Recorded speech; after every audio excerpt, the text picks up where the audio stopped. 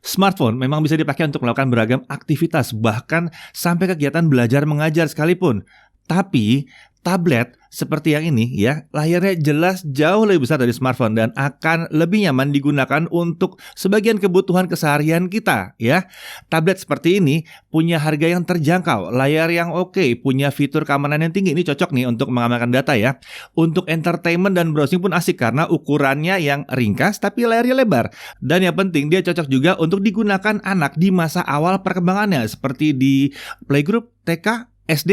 Cocok ya. Nah, harganya di 2 jutaan dan tablet ini punya kemampuan data seluler. Jadi bisa pakai SIM card untuk internetan. Tahu kan bahwa nggak semua rumah punya internet kabel atau wifi terpasang. Ya, tahu kan ya?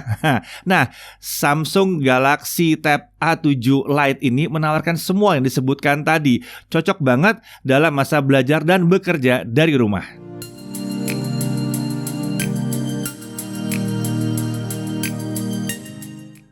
Oke, kalian pasti mau buru-buru bahas performance kan? Satu hal yang menarik saat kami menguji beragam perangkat teknologi gadget-gadget itu ya, bahwa tidak semua perangkat itu bisa dinilai baik atau kurang baiknya berdasarkan hanya performa semata. Ada aspek-aspek lainnya yang nggak kalah penting, seperti yang ingin disuguhkan oleh si Tab A7 Lite. Misalnya, yang pertama harga, ini udah pasti. Harga itu penting ya, dia harus miring harganya karena biar terjangkau untuk banyak orang. Keamanan ini penting banget untuk banyak pengguna. Tersedianya Knox membuat banyak perusahaan akan bisa comply di dalamnya untuk sistem security-nya ya. Kemudian ada kebutuhan khusus untuk edukasi anak. Ini juga cocok banget ya. Nanti kita lihat di dalamnya kenapa ini cocok. Kemudian terakhir layanan purna jual yang baik. Tentu aja ini Samsung ya. Nah, spesial untuk kebutuhan edukasi anak di masa sekarang, kemampuan pemantauan orang tua antar muka yang cocok untuk anak dan fitur-fitur pendukung lain itu udah tersedia di sini. Yang jelas orang tua akan punya preferensi agar anaknya nggak kebanyakan main game, tentunya ya. Nah, kami sih melihat tablet ini cenderung dirancang untuk kebutuhan perangkat utama anak yang school from home atau sekolah dari rumah, terutama mereka yang di playgroup, TK dan bahkan di SD. Akan tetapi harga dan keringkasannya bisa membuatnya jadi gadget kedua atau ketiga ya buat pengguna umum. Oke, mari kita lihat langsung isi boxnya seperti apa. Di dalamnya tentunya ada unitnya, ada charger, ada kabel USB-C, ada SIM ejector, ada dokumen, ada bundling 2 nomor kartu Excel untuk paket akrab ya. Sayangnya emang belum ada screen protector, jadi harus cari sendiri. Untuk desain pilihan warnanya adalah grey atau silver. Yang grey itu pakai bezel layar warna hitam, silver itu bezel layar warna putih. Saya sih preferensinya ada di grey yang bezelnya hitam ya. Back covernya itu metal, sementara dimensinya 212,5 kali 124,7 kali 8,0 mm. Jadi tipis dia. Beratnya pun ringan banget, hanya 371 gram. Oke, kita lihat di sisi kanan ada mikrofon, ada tombol power dan ada tombol volume. Di sisi atas ada grill speaker stereo. Iya, stereo dia. Nih ya, harga segini dapat speaker stereo ya. Sisi kiri ada slot SIM tray hybrid, jadi bisa dual SIM atau satu SIM plus satu micro SD ya, up to 1 TB. Untuk tablet mungkin butuhnya cuma satu SIM aja ya, karena ya ngapain banyak-banyak, masih ada smartphone biasanya ya. Nah, kemudian di sisi bawah headphone jack 3,5 mm, port USB-C, ya ini udah USB-C, ada mikrofon dan ada grill speaker stereonya yang satunya lagi. Di sisi belakang kita ada logo Samsung, kamera 8 megapiksel autofocus dengan rekaman video sampai dengan 1080p 30 fps. Sementara itu di sisi layar ada earpiece, ada kamera selfie 2 megapiksel fix focus dengan rekaman sampai dengan 720p 30 fps. Nah, untuk layar ini ukurannya 8,7 inci, resolusinya adalah 1340 x 800 atau WXGA+. Ini adalah panel PLS TFT, walaupun saya nggak tahu kenapa cuma ditulis TFT doang. Saya melihat ini adalah PLS TFT, jadi seperti IPS ya. Cuman kalau PLS itu yang dibuat oleh Samsung sendiri ya. Nah, ini tidak disebut menggunakan proteksi apa. Layar ini sayangnya juga tidak dilapisi lapisan oleofobik, jadi terasa agak keset pada saat dipakai nih. Baiknya emang cari screen protector dulu ya supaya lebih nyaman makainya. Untuk spesifikasi internal dia menggunakan MediaTek Helio MT8768, RAM 3GB, storage 32GB. Varian lainnya itu nggak ada, cuma satu varian doang. Nah, saat pertama nyalain sistem, aplikasi bawaan dan lainnya sudah pakai storage sekitar 13,5GB. Jadi storage bersih yang bisa kita gunakan itu sekitar 18,5 GB. Tapi itu bersihnya ya. Jadi disarankan untuk install aplikasi yang dibutuhkan aja. Tapi untuk penyimpanan foto, video, dan file-file lainnya ini bisa terbantu karena dia punya micro SD slot ya. Jadi bisa pakai micro SD sampai dengan 1 tera kalau dibutuhkan. Dari sisi orang tua sih sebetulnya kondisi internal storage yang tidak terlalu besar ini bisa menguntungkan, di mana anak jadi tidak terlalu leluasa menyelipkan instalasi aplikasi game yang besar-besar di sini. Lalu untuk baterai 5100 mAh. OS-nya One UI 3.1. Ini salah satu keuntungannya ya, pakai One UI itu membuat navigasinya jadi enak banget. Tentunya ini adalah Android 11. Untuk sensor dia punya accelerometer, geomagnetic sensor, dan light sensor.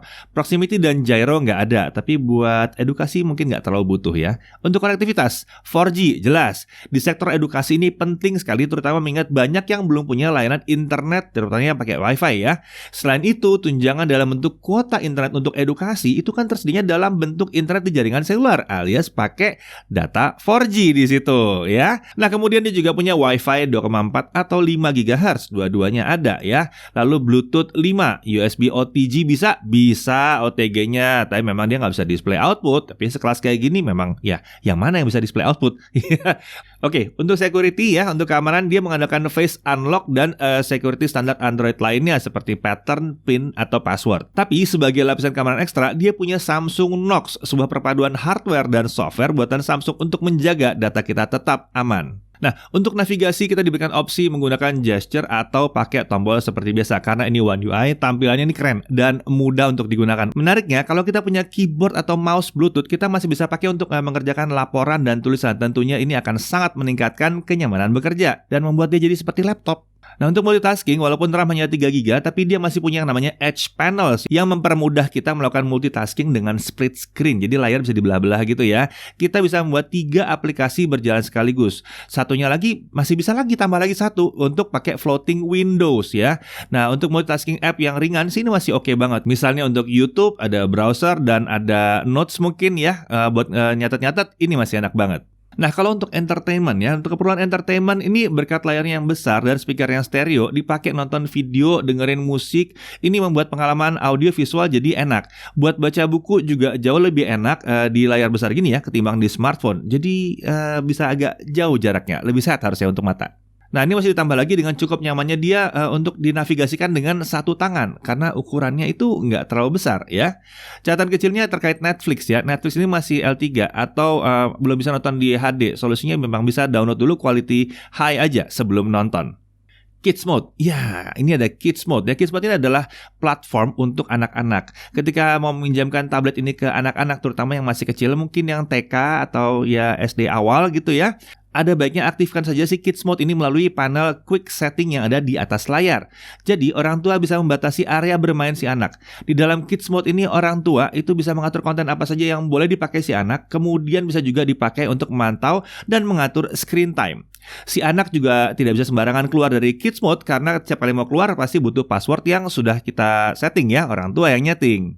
Samsung juga menyediakan konten-konten khusus anak sebagai sarana edukasi dan entertainment-nya. Bahkan ada tempat menggambarnya juga. Sayangnya emang tablet ini belum mendukung S Pen, jadi gambar pakai jari aja. Nah, untuk anak sekolah yang kegiatan edukasinya menggunakan ekosistem Google, tablet ini masih memiliki Google Mobile Services. Jadi Google Meet, Google Drive, Google Maps, dan semua aplikasi Google tentunya akan berfungsi dengan lancar. Untuk yang di luar Google seperti Zoom tentunya ya bisa aja karena Play Store-nya masih ada di situ. Gampang banget nyarinya. Nah, si Google Mobile Service ini sebetulnya membawa sesuatu yang juga menarik sekali untuk para orang tua, yaitu membuat masih tersedianya Google Family Link di tablet yang satu ini. Layar ini membuat orang tua itu dapat memantau penggunaan tablet, bahkan hingga lokasi keberadaannya kalau perlu. Bisa itu ya. Menentukan aplikasi apa yang boleh dan tidak boleh digunakan oleh anak sesuai dengan umur. Kemudian mengatur berapa lama tablet boleh digunakan atau screen time, itu ada settingannya. Bahkan bisa mengatur jatah harian untuk setiap aplikasi. Ya, bahkan kita bisa milih aplikasi mana yang tidak boleh dipakai sama sekali. Itu bisa juga ya, atau yang boleh dipakai bebas. Bisa. Semua ini bisa dilakukan dan dipantau dari perangkatnya orang tua. Tidak perlu langsung dari tabletnya ya. Dan yang paling penting lagi, Family Link ini memungkinkan anak bisa memiliki akun pribadi bahkan sebelum 13 tahun. Jadi anaknya masih SD kelas 1, udah bisa dibikin akun Google selama memang dinyatakan bahwa itu akun anak yang dipantau oleh orang tua. Jadi itu gunanya si Family Link ini. Oke, mari kita masuk ke pengujian performa yang menurut saya nggak penting-penting amat sih sebetulnya. Tapi ya oke, mari kita lihat benchmark. Geekbench 5 kita dapat single core 173 dengan multicore di 888. Sementara itu Trimark Slingshot Extreme graphics core di 379. GFX Bench T-Rex offscreen di 21 fps. Dari pengalaman pengguna sehari-hari, memang kita harus sedikit lebih sabar aja karena tablet ini performanya terhitung bukan yang paling kencang untuk gaming mungkin ya. Tapi untuk navigasi masih lumayan oke ya. Sementara itu kalau ditujukan untuk kebutuhan edukasi anak-anak preschool, TK, SD sebagai tablet pertama mereka, harusnya ini bukan masalah yang besar. Hal-hal lain yang lebih penting sudah di-cover oleh Samsung di sini. Nah, tapi kalau misalnya mau gaming ya coba kita lihat ya. Free Fire misalnya ya. Grafisnya memang kita bisa set di rata kiri, frame rate-nya di high atau 60, hasilnya masih bisa dapat 30 sampai 50 fps. Masih lumayan playable. Siapa tahu mau diizinkan ya, siapa tahu. Kemudian Mobile Legend, grafisnya high, sisanya di rata kanan ya. Ini masih bisa dapat 40 sampai 50 fps. Tapi kalau rame kadang-kadang bisa drop ke 30-an fps. Masih lumayan. Bukan untuk kompetisi tapi masih lumayan. Dan memang ada beberapa game yang jauh lebih enak kalau dimainkan di tablet. Misalnya game-game yang rhythm ya. Soalnya game-game seperti ini kan akan lebih nyaman kalau area sentuhnya besar. Dan karena layar cukup responsif, gameplaynya jadi cukup nyaman juga di sini. Buat yang suka main real drum misalnya ya, main di layar besar gini asik loh. Nah, kalau untuk daya tahan baterainya, untuk video playback 1080p itu 15 jam 15 menit. Ini sudah cukup oke sebetulnya. Sementara charging ya ini memang sayangnya dari 0 sampai full itu membutuhkan waktu 4 jam. Mengingat ukuran layar dan harganya, kami nggak banyak protes soal video playbacknya ya. Tapi kalau soal chargingnya, tenang aja. Kalau kalian punya fast charger yang 15 watt, tablet ini udah support. Jadi kalian bisa ngecharge lebih cepat. Nah, sekarang mari kita uji kameranya. Tapi yang satu ini saya serahkan ke Chris ya.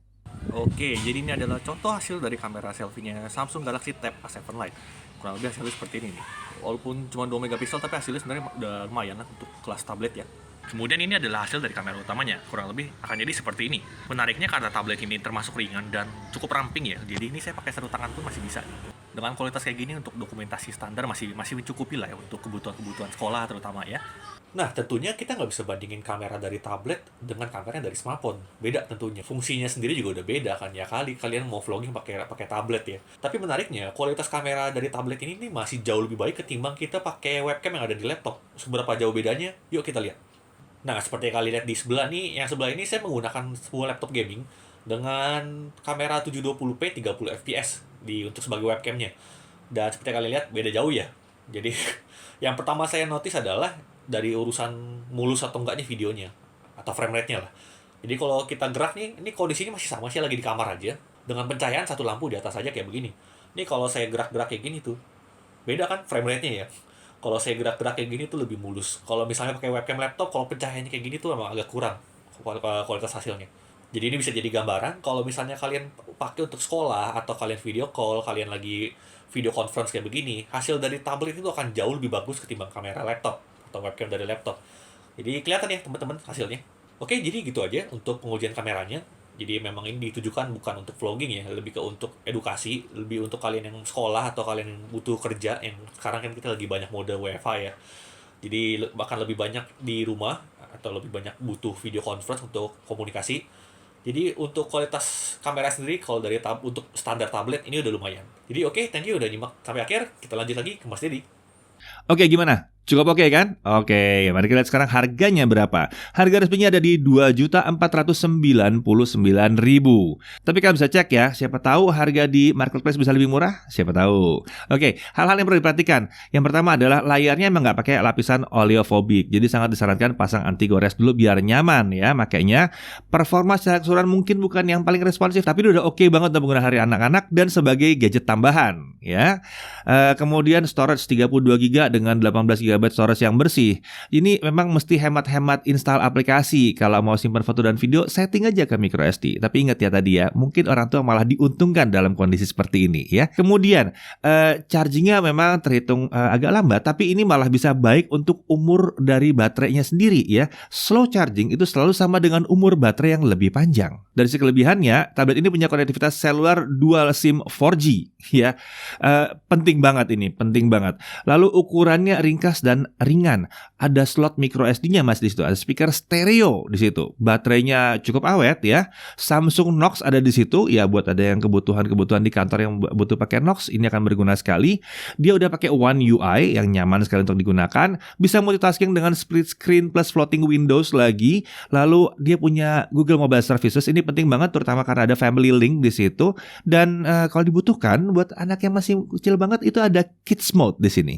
Jadi pada akhirnya tablet ini buat siapa? Buat kalian yang nyari tablet untuk gadget pelengkap, bisa milih ini. Cocok untuk perangkat multimedia spesial untuk browsing dan nonton. Bisa ya. Dia juga bisa digunakan anak dalam kegiatan belajar. Tablet ini bisa dijadikan untuk alat utama yang cukup baik dan cukup terjangkau. Kamera selfie-nya cukup baik untuk aplikasi Zoom dan Meet.